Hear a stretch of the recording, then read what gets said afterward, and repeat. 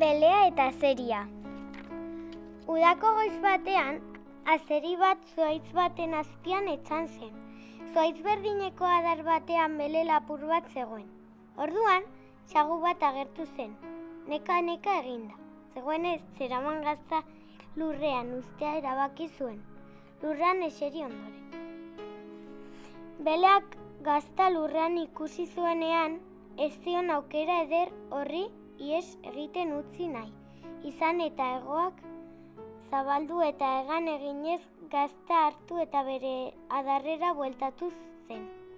Beleak zuhaitzan zegoen pina bati mokoarekin kolpetxo bat eman eta azeriaren buru gainera erori zen.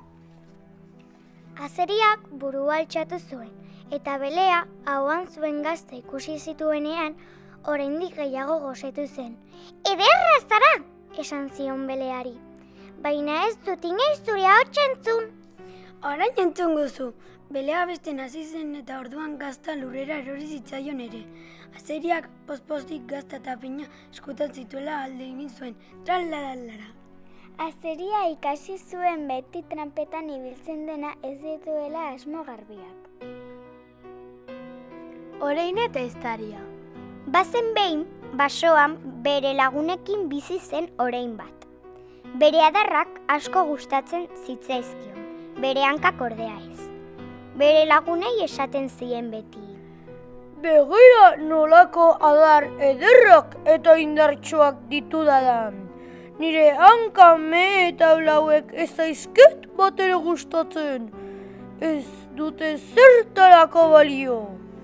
Bapatean, txori batek esan zion: "Habe duzu korrik ateratzea, ez baduzu eztari horren txakurek zorrapatzea nahi."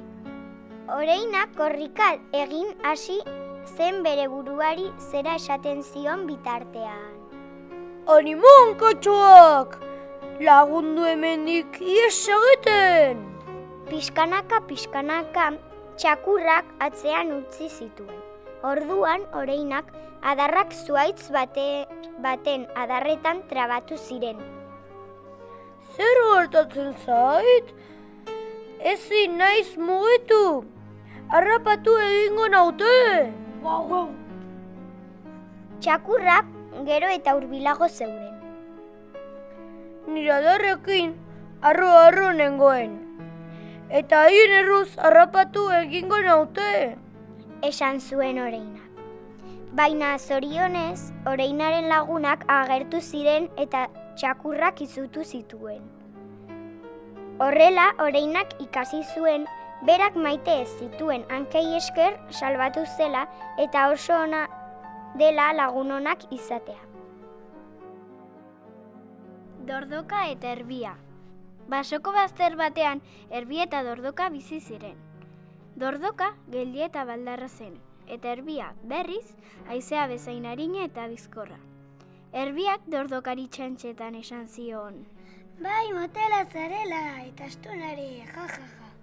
Dordoka haserretu zen eta erbiari esan zion: "Motela, egin dezagun lasterketa bat, eta ikusiko dugu nork irabazten duen."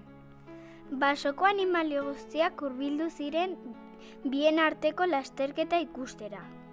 "Aurrera!" esan zuen lasterketako epaileak. "Onenak irabaz dezala!" Dordoka poliki korrika egiten hasi zen, mantxo baina gelditu gabe. Erbia berriz denbora galtzen ibili zen, azenario bat jan zuen, baso koloreak usaindu zituen, eta ezkenik lo egin zen. Esnatu orduko berandu zen, galdutako denbora berreskuratzen saiatu zen, baina ez zuen lortu, eta Dordokak irabazi zuen lasterketa. "Gora, aupa, zorionak Dordoka!" esaten zioten lagunek. Denek ikasi zuten poliki oso urruti iritsi gaitezkela. Astoa eta idia. Ikuilu batean animali desberdinak bizi ziren. Haien artean indartsuena eta langileena idia zen. Nagusiak beti idia hartzen zuen lan gogorrenak egiten laguntzeko.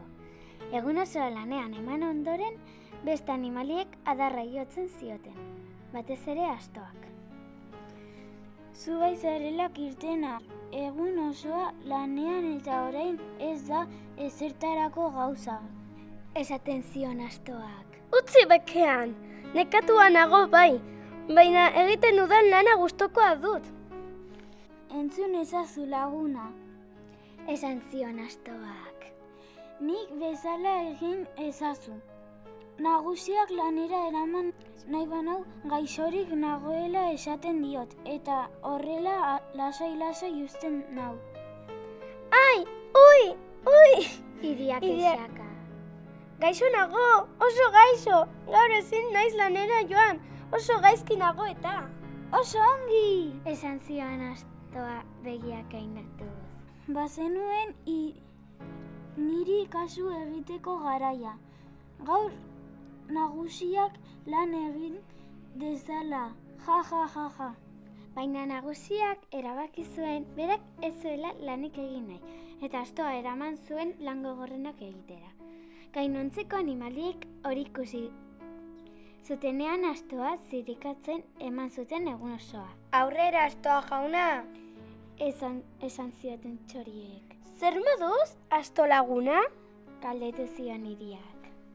Gaizki, oso gaizki! Erantzun zuen astoak. Nik zuri emandako aholku txarra nire kontra datoz orain. Egun hartatik aurrera, astoak ez zion inoiz ezetz esan bere lanari, pozik eta lai egiten zuen, eta ez dut berriro aholku txarrik emango, ez horixe. Inurri eta txitxarra. Egun batean, inurri langile batek eskurrak lurretik biltzen ari zen. Inurria etxerako bidean zijoala txitxar batekin topo egin zuen. Baina zer zabiltza, inurri? Galdetu zion txitxarra bere bibolina jotzen zuen bitartean. Nire despentsa etatzen ari naiz, neguan elurrak denak estaltzen duelako. Zuk gauza bera egin beharko zenuke. Erantzun zion inurriak. Haze txorakeria, nik nahiago dut bibolina jotzen egotea. Erantzun zion txitxarrak. Negua iritsi zen eta txitxarra bakarrik gelditu zen. Jateko horik ez zuen eta hotzez hilko zela pentsatzen zuen. Orduan inurria agertu zen eta esan zion. Aupa lagun, altza zaitez eta guazen biak nire etxera. Goxo egongo zara. Mila esker. Erantzun zion txitxarrak. Txitxarrak kontrolatu zen neguan lasai egoteko udan lana egin behar zela.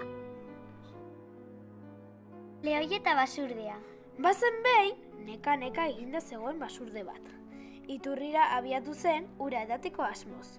Orduantxe, basoaren beste aldetik, lehoi bat agertu zen, egarri eta nekatua. Ur freskoa, horixe, behar nuena egarria zetzeko. Esan zuen lehoiak. Basurdea edaten hasi bertzenean, lehoiak esan zion. Zertzen ari zara? Nik edan behar dut lehenengoa. Niri txinaiz lehenago beraz, nik edango dut lehenengoa. Erantzun zion basurdeak. Baina ni naiz indartsuagoa. Lehoiak. Eta biek aurretik edan nahi zutenez, borrokan hasi ziren.